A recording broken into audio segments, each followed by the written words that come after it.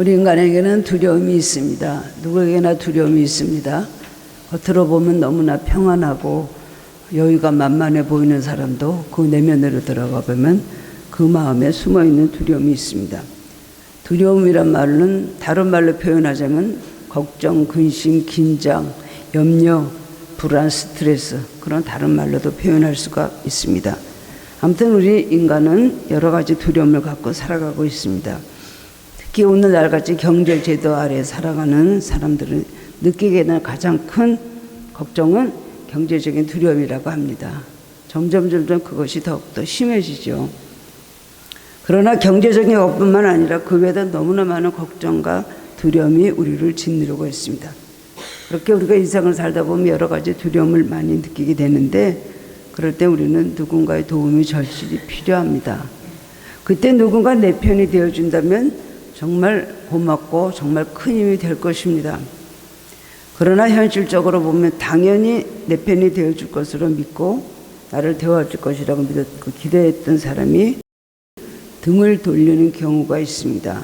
내 편이 되어줄 줄 알았더니 전혀 아닌 쪽으로 그쪽에 가서 그야말로 줄을 서면서 나를 막 대적하고 핍박을 할 때가 있습니다. 심지어 가정 안에서도 그럴 때가 있습니다. 믿었던 서로 배우자들끼리, 더구나 부모 자식 간에도 어떻게 제가 저렇게 커서 달라질 수가 있을까? 누구 편을 드는가? 항상 이렇게 모든 공동체든 큰 공동체든 항상 이렇게 편이 갈라지고 자기 편이 있고 남의 편이 있는 것 같습니다. 그럴 때 얼마나 마음에 큰 상처를 받게 됩니까? 말도 못하게 상처를 받고 그 다음에 배신감도 느끼게 되고 그러면서 그 사람이 점점 영적으로 병이 들게 되는 것입니다. 재미난 얘기가 있으니까 이건 만들어낸 얘기라고 저는 그렇게 믿는데요. 어떤 부부가 있었습니다. 어느 날 아내가 남편에게 이런 말도 안 되는 질문을 합니다. 여보, 어머니와 나와 그리고 아들 이 셋이 동시에 물에 빠진다면 누구부터 건져줄 거예요? 그랬더니 그 남편이 뭐라고 대답하겠습니까? 다 소중한 관계인데 내가 많이 그래도 생각하다가 아무래도 어머니부터 건져야 되겠지. 그러니까 조금 아내가 섭섭하지만 그렇지. 다 모든 게 장유 유서 아닌가. 그래서 결국 반발할 건 아니다 하고 이제 가만히 있었어요. 그래서 그 다음에는요 하니까 그 남편은 또 한참 생각을 하다가 그 다음 말하기를 그 다음에는 아들을 건져줘야지 뭐 그렇게 말했습니다. 그랬더니 아내는 갑자기 화가 막 나서 내가 당신한테 그거밖에 안 되나요? 세 번째밖에 안 되나요? 그럼 나는 막 물에 빠져 죽겠네. 나는 죽어도 좋다는 거지. 그래서 막 울었습니다. 그 아내는 상처받고 비관을 하다가 나중에 우울증까지 걸렸습니다. 좀 이렇게 어린애 같은 사람들은 이럴 때가 있습니다. 말도 안 되는 질문을 해놓고 말도 안 되는 대답을 또 들으면서 갑자기 막 쇼크 받아가지고 인생 다 산 것 같이 그런 사람들이 있는 것 같습니다. 결국 정신과 의사를 찾아갔어요. 그래서 이제 괴로운 마음을 토로하면서 상담을 요청을 했습니다. 그 의사는 이 아내의 얘기를 다 들어줍니다. 그랬군요. 여러 가지 토를 달며 하는 얘기를 다 듣고 난 다음에 뭐라고 대답을 하겠습니까? 자기도 아내가 있는데, 자기도 자식이 있는데, 자기도 어머니가 있는데, 그래서 좀 생각을 하다가 이렇게 대답을 했다고 합니다. 부인, 좋은 생각이 있습니다. 그러면 차라리 수영을 배우시죠. 내가 내 편이 되어주는 것이 가장 간단합니다. 이렇게 말했다는 겁니다. 사람들은 누구나 다 자기 편이 되어주기를 바라지만 그게 기대와 같이 쉬운 일이 아니라는 건 내가 어디지 가면 내가 1순위에 나를 놓는다. 그런 기대를 하지만 그것이 되지가 않을 때가 얼마나 많습니까? 그런 걸 상기시켜주는 재미난 이야기라고 할 수가 있습니다. 그러나 어떤 경우에도 우리를 버리지 않으시고 항상 내 편이 되어주시는 분이 있습니다. 그분은 누굽니까? 그분은 바로 좋으신 인자하신 우리 하나님 아버지십니다. 이런 사실을 우리가 확실히 믿는다면 매일의 삶 가운데 이 은혜를 늘 경험하면서 살 수 있다면 우리 인생은 결코 절망적이지 않고 밝고 승리하는 인생이 될 것입니다. 근데 많은 사람들이 하나님이 내 편이 되어주시는가? 거기에 대해서 결국 머리를 흔드는 사람들이 많이 있겠죠. 하나님 내 편이 되어주지 않고 완전히 반대편에 서신다라고 생각을 합니다. 우리는 이 세상에서 살아가면서 육신을 입고 살고요. 우리 생각은 인간적입니다. 그리고 세상적입니다. 감정적입니다. 그러니까는 우리가 하나님의 은혜라고 생각하는 건 하나님 편에서는 은혜가 아니에요. 우리가 하나님께서 우리를 사랑하지 않고 우리에게 은혜를 베푸시지 않는다고 생각했던 그런 것들은 하나님 편에서는 굉장한 은혜가 되고 우리에게 축복이 된다는 것입니다. 우리가 생각하는 은혜, 우리가 생각하는 사랑, 이것이 바로 정의가 다르고 내용이 다르기 때문에 하나님의 사랑을 깨닫지 못합니다. 그래서 1차적으로 보고 느끼고 그 다음에 듣고 그렇게 하는 것만은 우리가 이 세상에서 축복과 또 축복이 아니다라는 정의를 내리기 때문에 하나님이 인자하시다, 하나님 내 편이시다라는 생각을 하지 않게 된다는 것입니다. 하나님은 완전 영적인 분이시고 우리는 육적인 사람이기 때문에 하나님의 정말 그 신령한 그 세계, 신비한 세계를 우리는 알지 못하는 것입니다. 오늘 본문 시편 118편은 참 은혜로운 것입니다. 또 길고요. 표제가 없어서 저자가 누구인지 정확히 거기 기록되어 있지 않았습니다. 그러나 많은 신학자들이 말하기를 이것은 틀림없이 다윗이 지은 시다라고 말합니다. 우리가 읽어봐도 그 내용이 다윗의 인생 여정과 똑같고 신앙 체험에 일치한다는 그런 생각이 들기 때문에 이것은 다윗이다. 우리도 보면은 다윗 아니고 어떻게 이런 고백을 할 수가 있을 것인가 라고 생각하는 것이 바로 오늘 118편입니다. 다윗은 이 시를 통해서 인생의 많은 역경과 풍파를 겪으면서 깨달은 바를 고백을 하고 있습니다. 그것은 무엇을 깨달았습니까? 하나님의 영원하신 인자하심을 그가 깨닫고 감사한 것입니다. 하나님 인자하시고 영원히 하나님이 선하시고 인자하심이 영원하시도다 라는 말을 계속해서 이렇게 하고 있습니다. 다윗은 하나님께서 택하신 모든 사람들과 하나님을 사랑하는 모든 사람들에게 하나님은 인자하신 분이시다 라고 찬양을 합니다. 그걸 깨달았기 때문에 그 많은 역경과 그 많은 시험과 환난과 그 많은 고통 속에서도 그는 하나님 인자하시고 선하시다라는 고백을 하는 것입니다. 하나님은 권능이나 위엄 때문이 아니라 사람들을 향해서 인자하신 분이시다. 어떤 다른 이유가 없습니다. 사람이기 때문에 하나님께서 손으로 지으신 사람이기 때문에 하나님 우리에게 무조건 인자하시다는 겁니다. 본문 6절에 보면 여호와는 내 편이시라 내가 두려워하지 아니하리니 사람이 내게 어찌할까. 이 고백은 위기 속에서 다윗의 일생을 승리로 이끈 원동력이 되었습니다. 많은 사람들이 자기를 죽이려고 하고 그냥 맨날 하루 목숨 그거를 이어가느라고 너무 많은 고통을 당했습니다. 하루살이 같은 인생이었습니다. 그런데 그럴 때마다 하나님 내 편이시다. 저렇게 나를 죽이려고 하는 원수들을 그 사람들이 나한테 어떻게 할까? 담대함을 가지고 있었기 때문에 그는 항상 승리할 수 있었습니다. 사망이 엄지만 골짜기에서도 부르짖을 때마다 하나님께서 응답하신 체험을 했거든요. 그럴 때마다 모든 것이 상황이 바뀌게 되는 것입니다. 이제 죽음이다 할 때 다시 생명으로 왔고요. 나는 절망이다 할 때 다시 하나님 그에게 소망을 주시고 일으켜 주시고 나는 실패하고 패배한 자다, 보잘것없는 자다, 약한 자다 했을 때 하나님께서 그렇게 해주셔서 이스라엘을 왕으로 세우셨습니다. 하나님께서 항상 다윗의 편이 되어주셨기 때문에 그는 이런 고백을 할 수 있었습니다.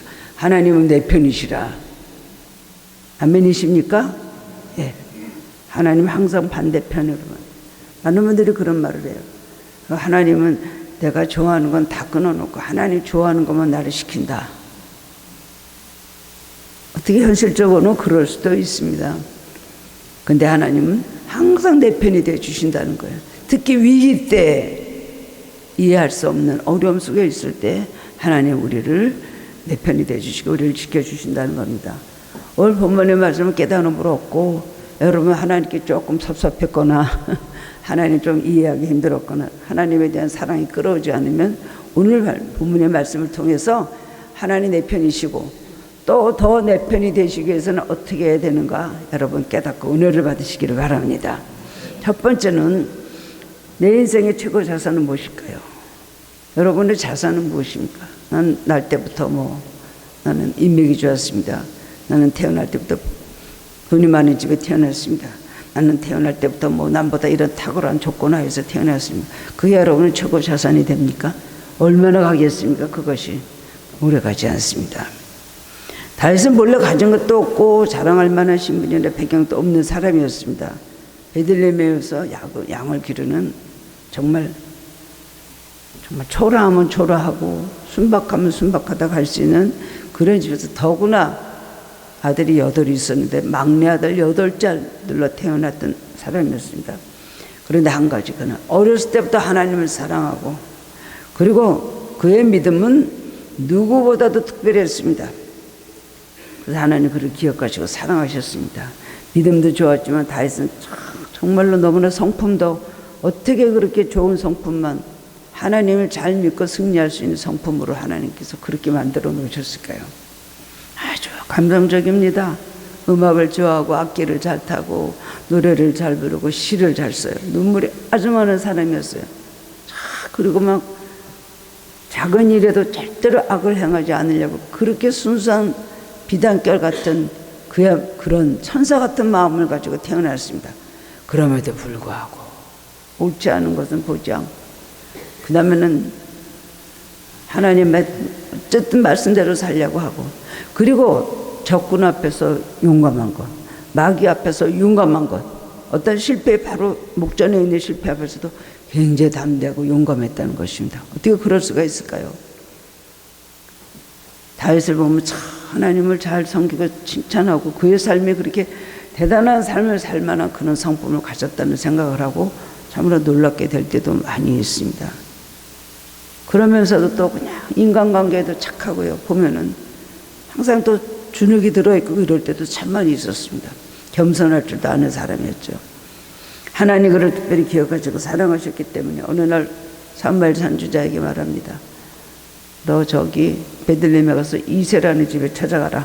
기름에 뿔에다가 기름을 담아 가지고 가서 거기서 내가 정하는 사람, 선택한 사람을 놓고 너는 기름을 부어라. 그런 말씀하시니까 누군지도 모르고 사무엘은 하나님 말씀대로 이제 그 베들레헴의 이새의 집으로 갔습니다. 거기서 8째 아들이었던 다윗, 밖에 나와서 양이나 기르고 있던 이 다윗을 보고 하나님께서 내 마음에 합한 자다. 그래서 그 머리에 기름을 부었어요. 그때가 바로 10대 소년이었습니다. 첫째 왕 사울은 하나님께서 너무 교만하니까 버렸죠. 2대 왕으로 세울 사람을 기름을 부었는데 그것이 바로 소년이었던 다윗이었습니다. 그때부터 그의 삶이 완전 파란만장한 삶으로 바뀌게 되었는데 기름을 부음 받았다는 것 때문에 그 다음엔 사울왕의 압제와 핍박 속에서 정말 그 다음에 경계를 당하고 그래가지고 10년 이상 그에게 쫓겨다닙니다. 얼마나 많은 고통을 당했는지 모릅니다. 그 다음에 우여곡절 그게 하나님께서 왕으로 세우셔서 그럴 약속으로 하나님께서 이스라엘의 왕이 되게 하셨는데 가족들도 따라다녔지만 도움이 될 때도 있고 도움이 되지 못할 때도 있고 많은 신하들이 됐을 때가 있었지만은 도움이 될 때도 있고 도움이 안 될 때도 있고 오히려 신하들이 그에게 칼을 들이댈 때도 있었습니다. 다윗은 평생을 두고 자기가 믿을 사람이 하나도 없었습니다. 성경을 보면 어떻게 이렇게 철저하게 혼자일까? 어쩌게 철저하게 사람들에게 이렇게 배신을 당했을까? 그리고 이렇게 불쌍한 꼴이 되었을까? 왕이 왜 그래? 라고 생각할 정도였습니다. 그를 대적하고 가까운 사람들이 그를 가시아같이 찌른 때가 참 많았다는 것입니다. 사무엘상 30장을 보면 시글락이라는 데서 벌어진 사건이 소개가 됩니다. 다윗이 사울왕을 피해서 블레셋으로 도망을 갔습니다. 그 블레셋에서 이제 사울하고 원수니까 이스라엘 원수인데 다윗이 와서 피해갖고 있으니까 블레셋 사람들 다윗하고 이제 친구가 돼서 그에 먹을 것을 주고 그를 지켜줬습니다. 그런데 블레셋이 이스라엘을 침략을 했어요. 전쟁이 났는데 누구 편을 들어야 됩니까? 자기는 이스라엘 사람인데 이스라엘을 죽일 수도 없고 그렇지만 여기 자기 블레셋의 도움을 받고 살고 있는데 블레셋 편을 안 들고 이스라엘을 도울 수는 없잖아요. 그래서 당연히 블레셋 편을 들어야지. 나는 블레셋 전쟁에 참전을 하겠다. 근데 하나님께서 거기 개입을 하셔가지고요. 그 다음에 거기서 당신은 애매하잖아요. 신분이 블레셋도 아니고 이스라엘도 아니까 하지 말라 그래서 하나님께서 그를 전쟁에서 빼주셨어요. 근데 전쟁터로 갔다가 돌아오니까 며칠 사이에 아말렉 족속이 다윗과 그 일행에 거주해 주던 시글락을 침략해서 불을 지르고 부녀자들과 아이들을 모두 사로잡아가고 잿더미만 남았습니다. 그거를 보고 얼마나 울었는지 다윗과 백성들은 울었는데 성경에 보면은 더 이상 울 기력도 없이 소리 높이 울었다 그랬어요. 그럼 왕도 그러고 백성들도 그러고 이거 좀 답답한 노래 그랬는데 갑자기 사람들이 획 돌아선 거예요. 그래갖고는 자기 아이들이 잡혀갔단 말을 들으니까 인간은 그렇게 간사합니다. 그러니까 갑자기 다윗에게 등을 돌리고 그 다음에 다윗을 쳐 죽이자 이렇게 되었습니다. 다윗이 무슨 잘못이 있습니까? 다윗을 이렇게 원망하고 지도자니까 다윗에게 모든 것을 책임을 씌웁니다. 죽여버리자는 거예요. 근데 갑자기 말씀을 보면 다윗은 크게 다급하였으나 하나님의 힘입고 용기를 얻었다 그랬습니다. 그렇게 다급한데도 하나님께 용기를 얻어서 결국은 또 상황이 달라진 거예요. 그 다음에 또한 사무엘하 15장을 보면 압살롬의 반역 사건이 나옵니다. 압살롬은 다윗을 굉장히 사랑했던 그런 아들입니다. 근데 아버지에게 반감을 가지고 다윗을 왕좌에서 쫓아내려고 반역을 일으켰습니다. 자기가 왕자라고 해서 아버지를 죽이려고 했던 것입니다. 그 전쟁에서 사내에서 이기게 하셨습니다. 인간은 간사합니다. 내 편이 되었다가 어느 순간 원수가 되는 경우가 많습니다. 그리고 끝까지 편이 되어줬다고 해도 인간의 힘이 얼마나 있습니까? 마음뿐이지 도와주지 못할 때가 많이 있습니다. 본문 8절에서 9절에 보면 다윗은 그 사실을 잘 알고 사람들을 신뢰하고 고관들을 신뢰하는 것보다 하나님께 피하는 게 낫다. 많은 체험 속에서 그런 고백을 하였습니다. 여기서 낫다라는 말은 히브리 말로 토부라고 합니다. 토부. 최선 혹은 최고라는 뜻입니다. 창세기 1장에 보면 하나님께서 이 세상을 창조하셨습니다. 다 빛을 하시고 그리고 사람을 마지막 만드시고 7째 날에 쉬셨는데 그 사람을 만드는 그때까지 하나님 좋았더라 보시기에 좋았더라 7번을 말씀하셨어요. 얼마나 좋으셨으면 빛이 있으라니 좋았더라, 하늘의 새와 공중의 새 물고기 좋았더라, 쭉 채소들과 열매 맺는 나무를 만드시고 좋았더라 다 하시고 그 다음엔 좋았더라 말 7번 하시는데 그때 쓰는 단어가 바로 이 토부입니다. 토부. 좋았다라는 말은 히브리 말 토부. 그렇게 좋았더라. 토부. 7번을 말씀하셨어요. 그것은 최고다, 최선이다, 베스트란 말이에요. 다윗은 낫다라는 이 고백은 사람을 신뢰하는 것보다 즉 하나님을 신뢰하는 것이 최선이다. 이 토부라는 말을 하고 있습니다. 이 말씀은 시편 146편 3절 5절에서도 비슷하게 하고 있습니다. 귀인으로 의지하지 말며 도우림이 없는 인생도 의지하지 말지니 그의 호흡이 끊어지면 흙으로 돌아가서 그날에 그의 생각이 소멸하리로다. 야곱의 하나님을 자기의 도움으로 삼으며 여호와 자기 하나님에게 자기의 소망을 두는 자는 복이 있도다. 지금 얼마나 사람들이 사람을 의지합니까? 일로 갔다가 파란색 당으로 갔다가 빨간색 닭으로 갔다가 또 파란색 당으로 갔다가 그 다음에 또 다른 당을 만들어서 또 다른 당에 들어갔다가 이런 사람들이 너무나 많이 있어요. 하나님을 의지하는 사람은 흔들리지 않습니다. 자기의 소신을, 자기의 또 주관을, 자기의 믿음을 확고하게 하고 하나님은 의지하는 겁니다. 여기 갔다 저기 갔다 결국 고관들을 의지하고 기인들을 의지하고 방배들을 의지하고 다 소용이 없더라. 하나님만 의지하는 사람이 결국 견고하게 영원히 가더라는 것을 이것을 다윗이 이야기하고 있습니다. 다윗의 최고 자산은 누구였어요? 평생 하나님만 보고 살았습니다. 하나님만 의지하고 살았습니다. 그래서 시편 18편에 하나님, 내가 나의 힘이 되신 여호와여, 내가 주를 사랑하나이다.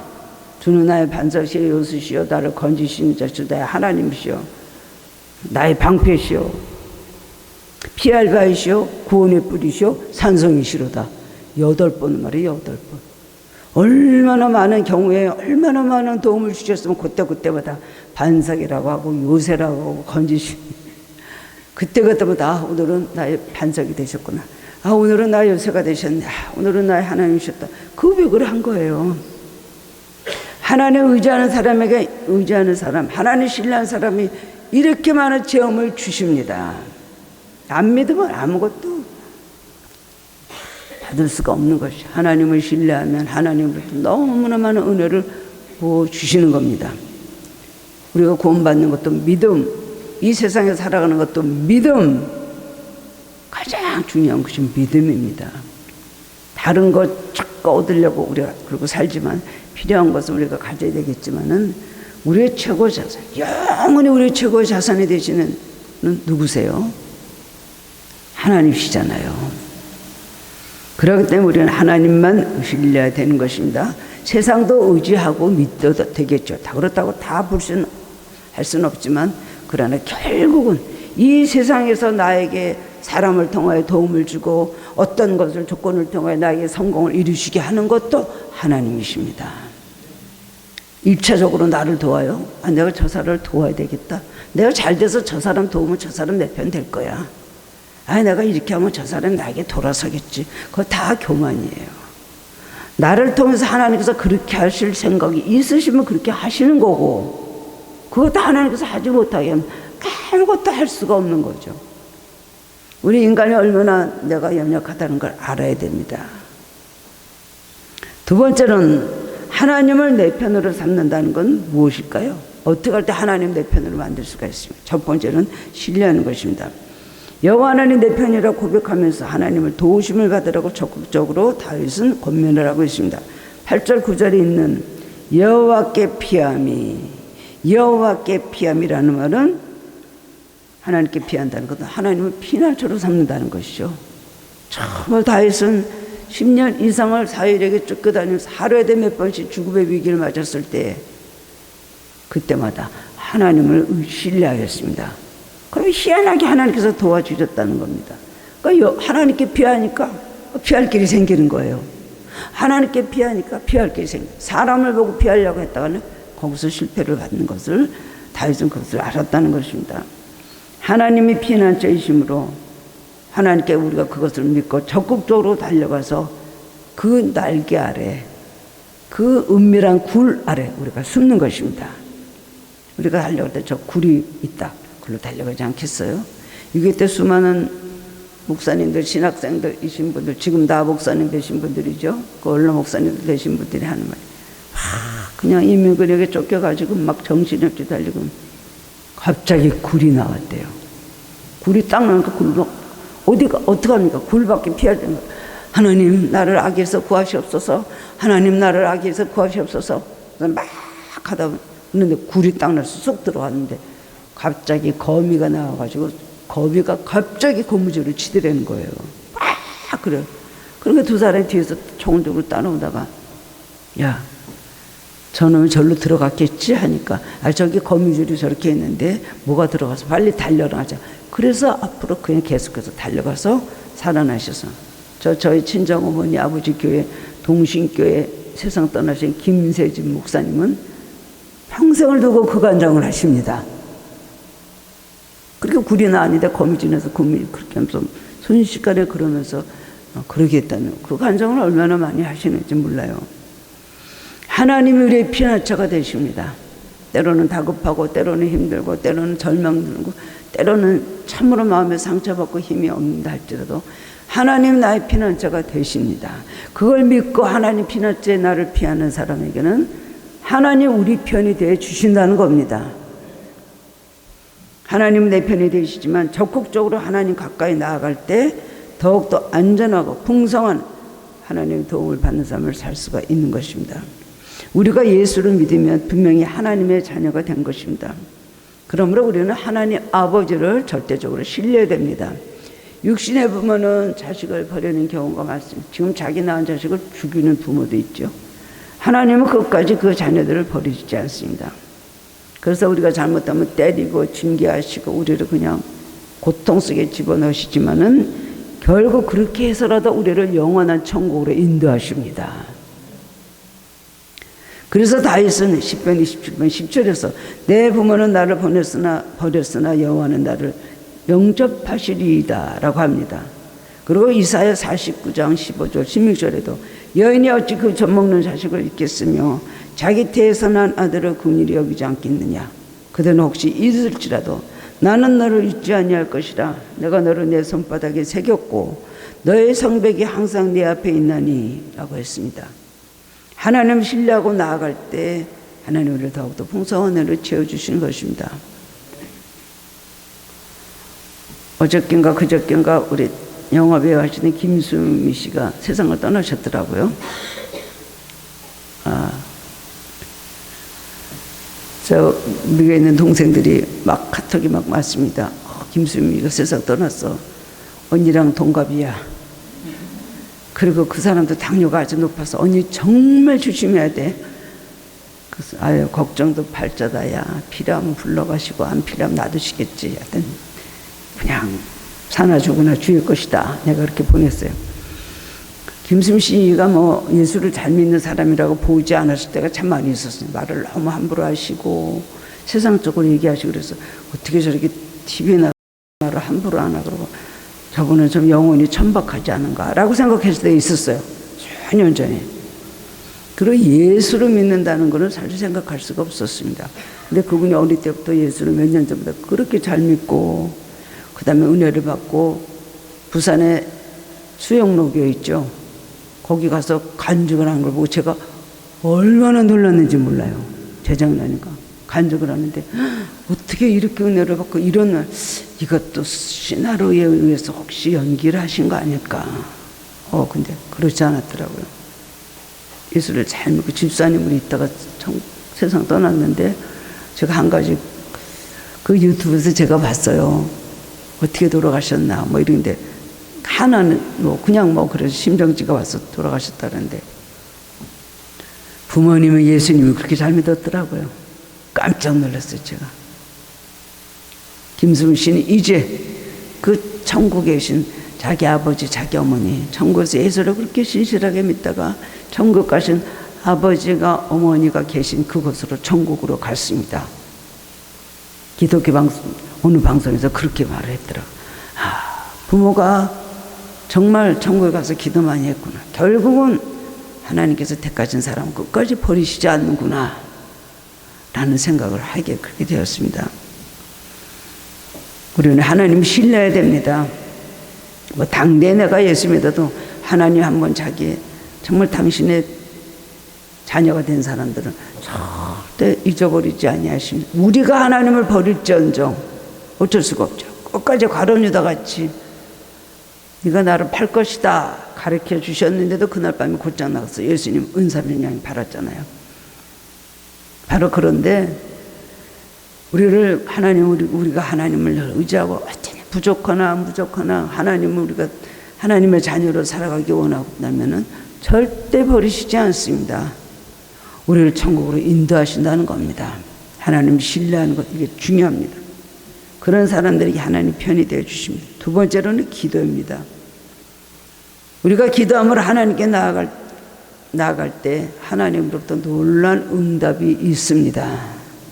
기도하는 자에게 하나님 편이 되어 주십니다.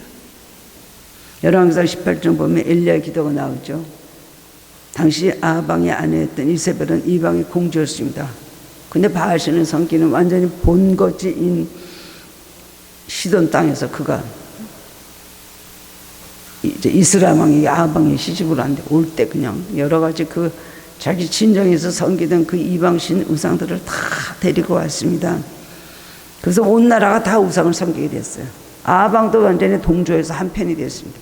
하나님의 진노로 인해서 이스라엘에 감염이 들어서 3년 6개월 동안 비도 안 오고 이슬도 내리지 않고 온 나라가 굉장히 어려움을 정하게 그렇게 되었습니다.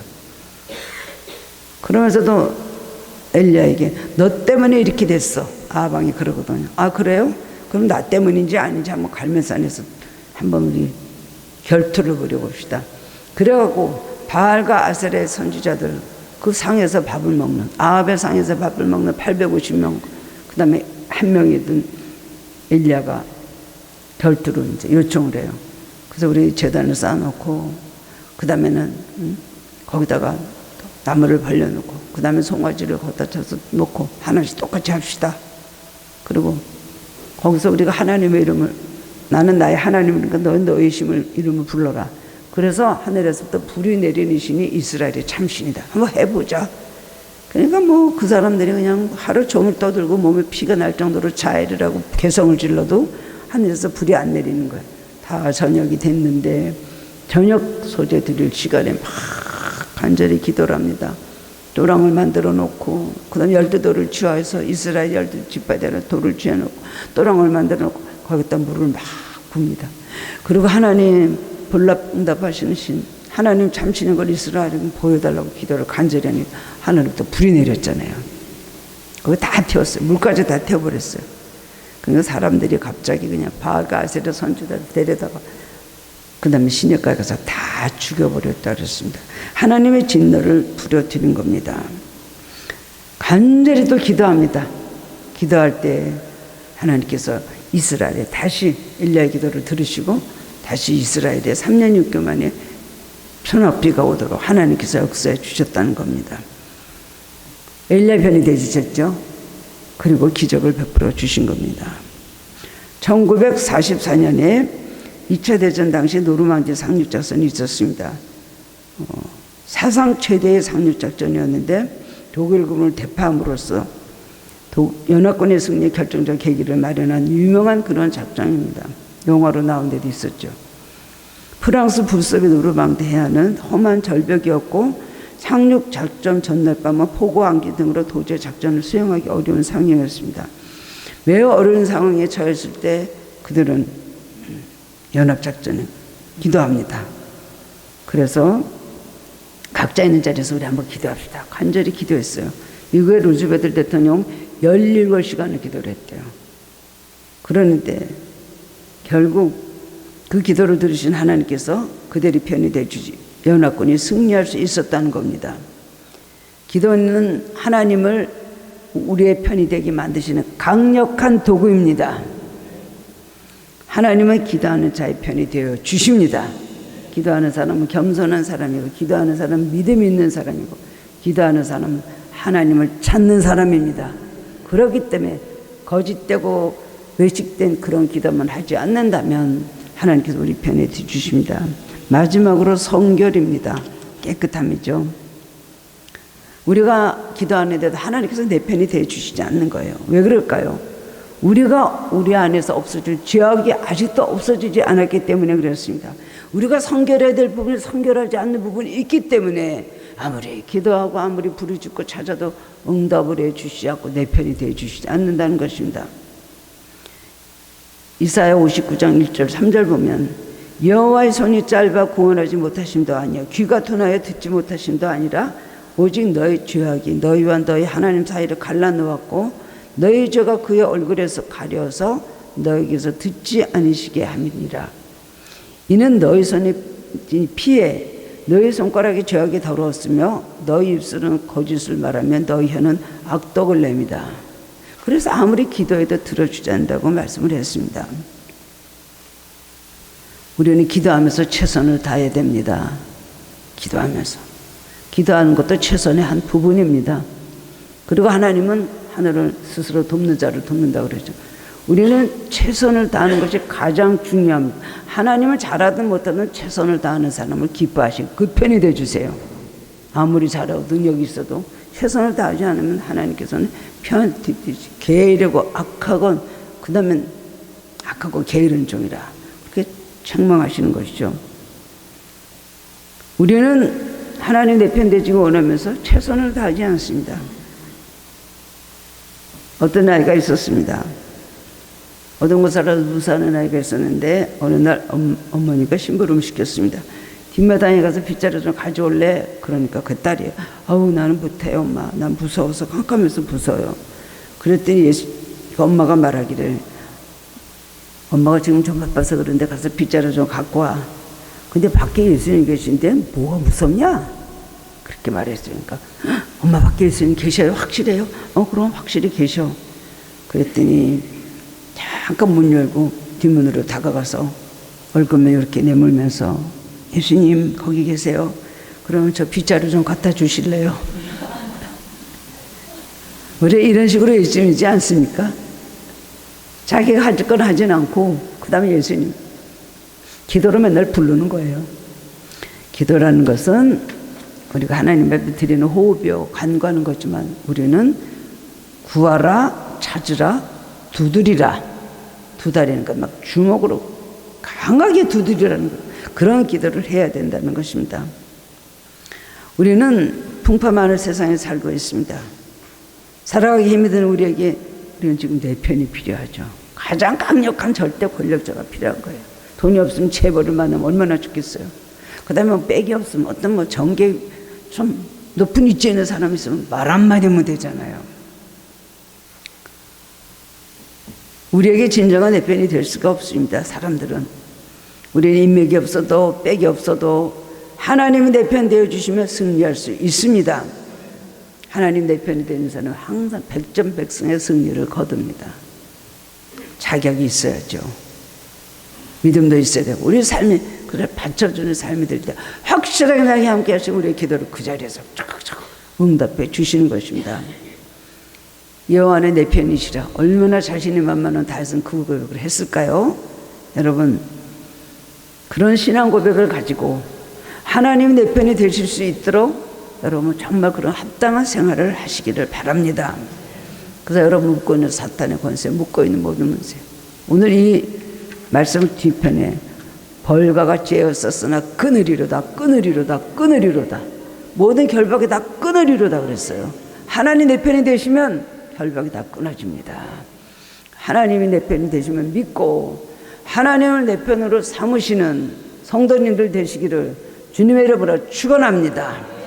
사랑의 주님 은혜 감사합니다. 낙심하고 좌절하고 힘이 없는 우리들에게 오늘 말씀으로 권면하시고 용기를 주시고 힘을 주시니 감사합니다. 주님 우리들이 하나님 항상 우리 편이 되어주시길 원하시는 거 알고 있습니다. 그런데 우리는 무지하여서 하나님 내 편이 되시지 않는다고 잘못 오해하고 시험에 들 때가 많이 있습니다. 주님 하나님 원하시는 믿음 가지게 하시고 하나님 원하시는 삶으로 인하여 하나님 너는 내 편이다 나는 내 편이 되어주겠다는 하나님 그런 음성을 듣고 살아갈 수 있도록 도와주심으로 모든 전쟁에서 승리하게 하여 주옵소서. 모든 사탄의 모든 공격에서 위험에서 우리를 지켜주시옵소서. 감사드리옵고 예수님 이름으로 기도드리옵나이다. 아멘.